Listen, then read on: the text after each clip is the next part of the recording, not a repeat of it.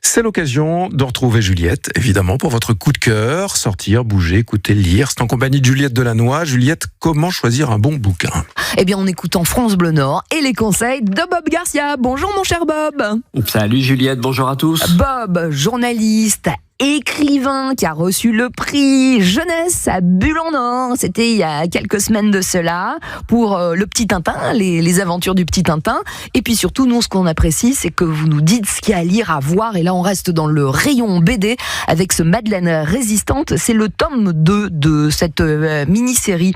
Pourquoi vous avez craqué pour cet ouvrage ? C'est l'histoire de Madeleine qui est née dans la Somme en 1924. Elle a 99 ans, Madeleine. C'était une grande résistante et sa vie, c'est un roman. C'est complètement hallucinant. Donc le premier tome était paru déjà chez Dupuis dans la collection Air Libre. Et là, ils sortent un deuxième tome. C'est Madeleine résistante, tome 2, L'Édredon Rouge, ça s'appelle. On est captivé par la vie improbable de cette femme qui a vraiment eu beaucoup de courage, beaucoup de passion, beaucoup d'engagement, etc. C'est fabuleux et donc c'est sa vie mouvementée, voilà, qui est mise en scène dans cette histoire.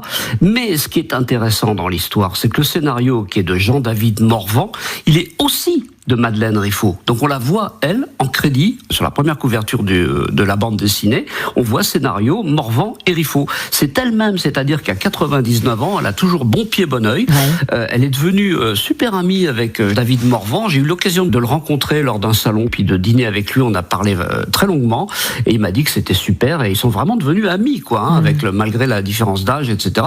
Il s'est passionné pour sa vie. Elle, au départ, elle a une BD sur elle. Bon, je lui disais, ouais, non, ça intéressera personne, puis je veux pas me lancer là-dedans. Puis en fait, elle a vu qu'elle avait affaire à un mec qui était vraiment sympa et vraiment passionné par sa vie, quoi.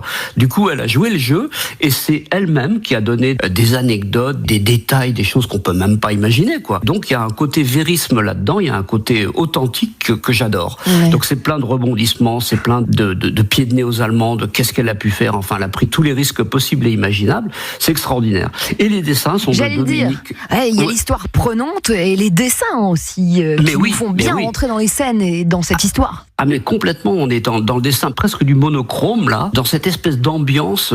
Il a trouvé exactement le style graphique, Dominique Bertaille, et en même temps le style en termes de couleurs, où on est, c'est pendant la Seconde Guerre mondiale, hein, forcément. Donc c'est pas vraiment une atmosphère gaie, mais il la transmet de manière absolument géniale. C'est vraiment passionnant cette bande dessinée là. Il faut lire la première, mais on peut très bien lire la deuxième si on n'a pas lu le début. Hein.